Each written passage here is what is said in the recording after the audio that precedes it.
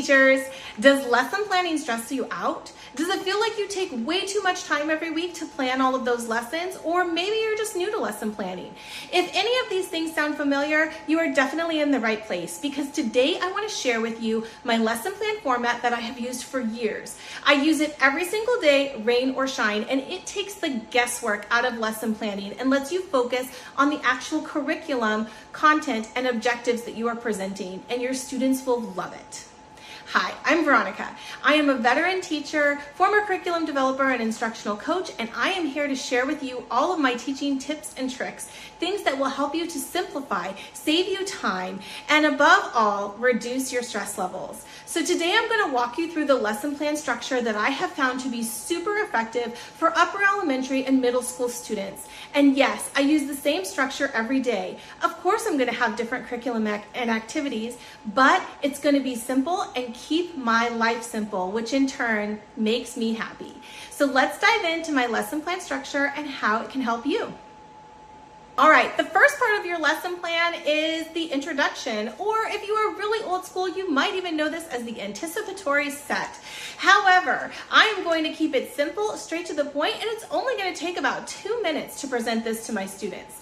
First off, the introduction to my lesson plan will be me telling the students what the objective is. Yes, I am going to share my lesson objective with the students. I'm going to make sure that they understand what that lesson objective is, because in the end, that's their goal. Here's where you guys need to get to: learning and mastering this skill by the end of this lesson.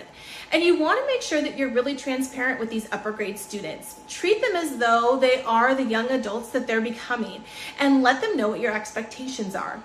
Once you go ahead and share that lesson objective and let them know what it is you want them to master that day, you need to move on to a little bit of real world connections for them. Because these students are older, they want to know, why do I even need to learn this? And you're going to tell them, whether it's science, social studies, math, ELA, whatever the case may be, there's always a reason why we're teaching this to our students. So let them in on that. It's no big secret.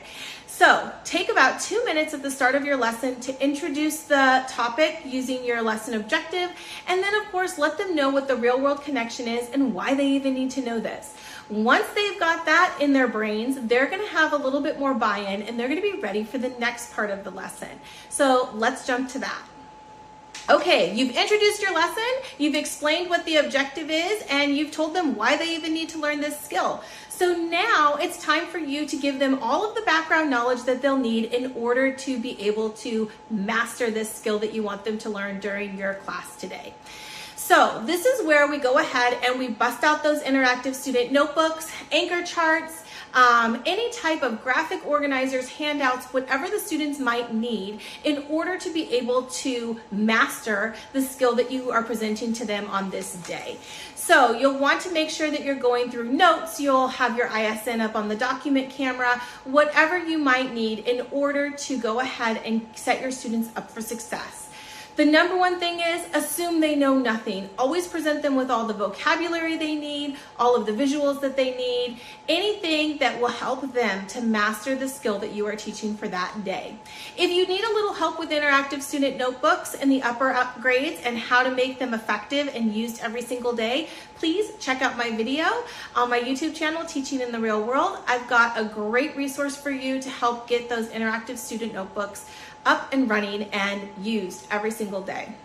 So once you have all of the background information, prior knowledge activated, and students have the reference materials that they need in order to continue on with learning this lesson, it's time to go to our next part of the lesson. Let's jump into that. All right, so you have told your students what it is they need to learn today. You have activated any prior knowledge and given all background materials and references. And now it is time to actually jump in to the skill or activity or lesson that you are teaching. So it is time to model. By modeling, that means that you are going to be showing the students how to do whatever it is you want them to learn. So if it's math, you're going to be talking them through a math problem to solve. If it's reading and you're looking for context clues, inference, or you're comparing and contrasting characters, you're going to read through a passage and annotate and tell them what you're doing and why you're writing this or annotating that. If you're teaching them a writing lesson, you're going to be writing and walking through your thought process as you are writing down whatever paragraph, essay, topic, sentence that you might have. The idea with modeling is that you are literally thinking aloud. You're teaching them how to go through this thought process in order to master or learn this particular skill. You want to show them that you're using the reference materials that you've provided. In the end, you're doing all of the things you want to see them doing. You're modeling it for them. Now, with your modeling, you'll typically do this for anywhere between 5 and 12 minutes. Any longer than that, and you're going to totally lose the class. So make sure that you're just showing them what you expect them to do, and then you can move on to the next part of the lesson. So let's jump into that. All right, so you have gone ahead and you have modeled for your students. You've shown them exactly what you want to see when they are working through whatever topic you are presenting. So now it is time for you to conduct guided practice. The guided practice, again, should last anywhere between 5, 10, 12 minutes possibly. Any more than that, and you're likely going to be losing students. So you'll want to be sure that you're picking activities that work for your class and for their learning styles. Personally, for me, when I'm doing guided practice, whether it's ELA, social studies, math, I prefer to have the students use personal whiteboards. I can present different activities on the board, different problems on the board, different scenarios on the board, and they can be writing on their personal whiteboards what it is they think the answer would be and going through that process within their head or even talking with others in their group.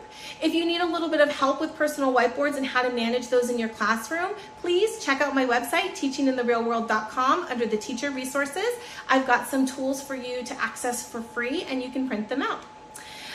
This would also be a great time for you to utilize cooperative learning in your upper grades. And again, if you're feeling like cooperative learning in upper grades, that's not going to happen.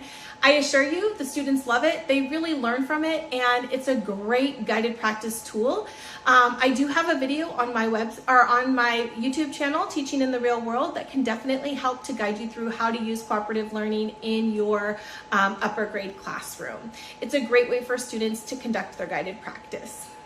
You'll also want to be making sure that you are really taking a good hard look at students during guided practice, observing who's grasping the concepts, who's needing a little bit more guidance and help, because you're going to need to know who's ready to go on to independent practice and who needs to maybe be pulled for an intervention, because that's the next step in our lesson plan structure. So let's talk about that.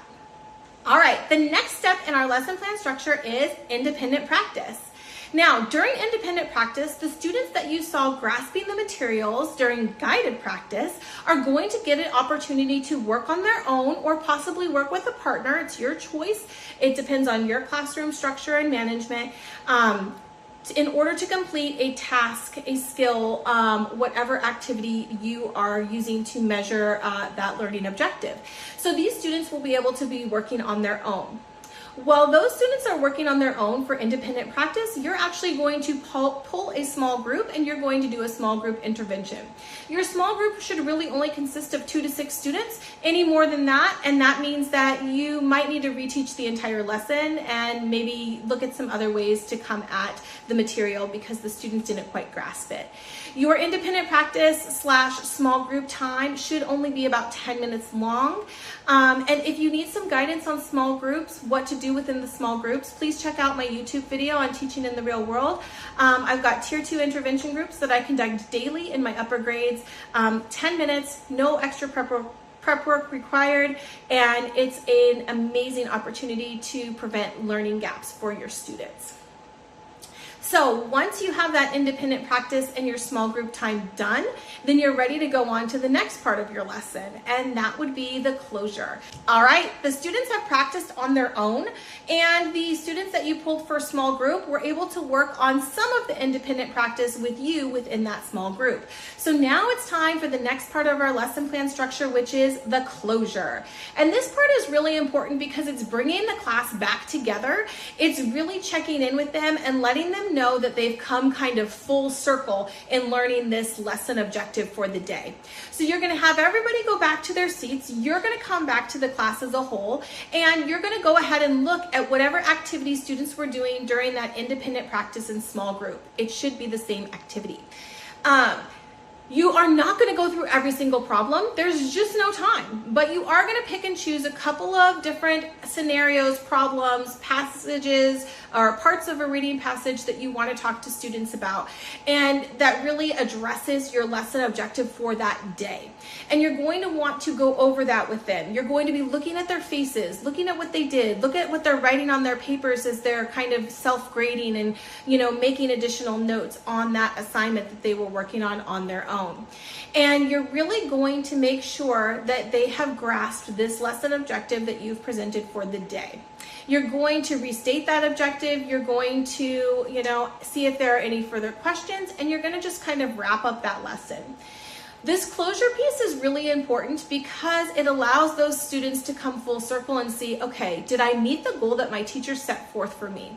And that's really important with lesson planning, is giving them a start and a finish so that they know that they've done what they needed to do. They can have a sense of pride in their academics and what they've learned, and they're ready to keep moving on the next day. So don't forget the closure. It's a very important piece in your lesson.